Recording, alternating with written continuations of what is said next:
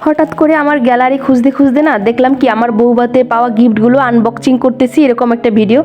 Hello viewers, welcome to my new video. আশা করি সবাই অনেক ভালো আছেন আর আমিও অনেক ভালো আছি। হঠাৎ করে আমার গ্যালারিতে এই ভিডিওটা দেখে আমার এত ভালো লেগেছে কি বলবো। আমার বউভাতে আমি কি কি গিফট পেয়েছি সেটাই আজকে আপনাদের দেখাতে পারবো। এই যে দেখুন, আমি প্রথমে একটা 27 পিসের ডিনার সেট পেয়েছিলাম, যেটা আমার জন্য খুবই দরকার ছিল।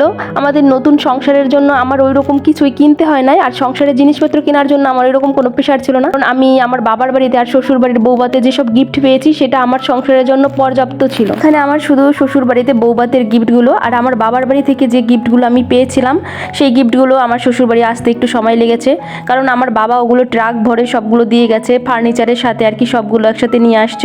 এখানে আমি প্রথমে একটা 27 পিসের ডিনার সেট আনবক্সিং করতেছিলাম, যেটা খুবই প্রয়োজনীয় আর আমার সংসারের জন্য খুবই হেল্পফুল ছিল। আর ডিনার সেটটার কালারও অনেক সুন্দর ছিল, আমার খুবই ভালো লেগেছে। যে দিয়েছেন তাকে অনেক ধন্যবাদ। আরও অনেকগুলো শাড়িও পেয়েছিলাম, সেগুলোর ভিডিও নেওয়া হয়নি। আর এখানে শুধু প্রয়োজনীয় যে জিনিসপত্রগুলো আমাদের দরকার ছিল সেগুলোই আনবক্সিং করতেছিলাম। আর আত্মীয় স্বজনরা সবাই দেখতে চেয়েছিল যে এই বক্সগুলোর মধ্যে কি আছে।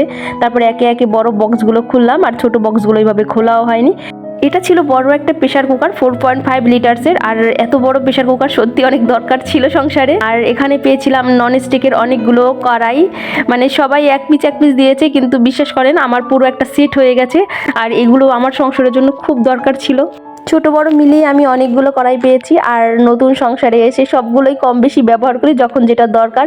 আর যারা এই কড়াইগুলো দিয়েছেন তাদেরকে অসংখ্য ধন্যবাদ। তাদেরকে বারে বারে ধন্যবাদ দেওয়ারও অনেকটা কারণ আছে, কারণ আমি তাদের কাছ থেকে গিফটগুলো হ্যান্ড টু হ্যান্ড নিতে পারি নাই, কারণ ফটোশ্যুটের কারণে আমি তাদের কাছ থেকে হ্যান্ড টু হ্যান্ড নিতে পারি নাই। তারা গিফটগুলো রেখে গিয়েছে, পরে এসে আর কি গিফটগুলো আমার হাতে আমার শাশুড়ি মা তুলে দিয়েছে। আর এখানে সবাই এখন গিফটগুলো দেখতে চেয়েছিল, তাই সবাইকে নিয়ে গিফটগুলো আনবক্সিং করতে বসে গিয়েছিলাম। আর সবাই তো উপর থেকে বক্স দেখে দেখে গেস করতেছিল যে ভিতরে কি গিফট থাকতে পারে। আর সবার ভিতরে অন্যরকম একটা এক্সাইটেডমেন্ট কাজ করতেছিল যে কার গেস ঠিক হয়। আমি এখানে অনেকগুলো ফ্লাক্স পেয়েছিলাম, আর এই যে একটা গ্লাসের সেট আছে। তারপরে আমি এখানে পিতলের কিছু বাসন কোসনও পেয়েছিলাম, যেগুলো ভিডিওতে আনা হয়নি।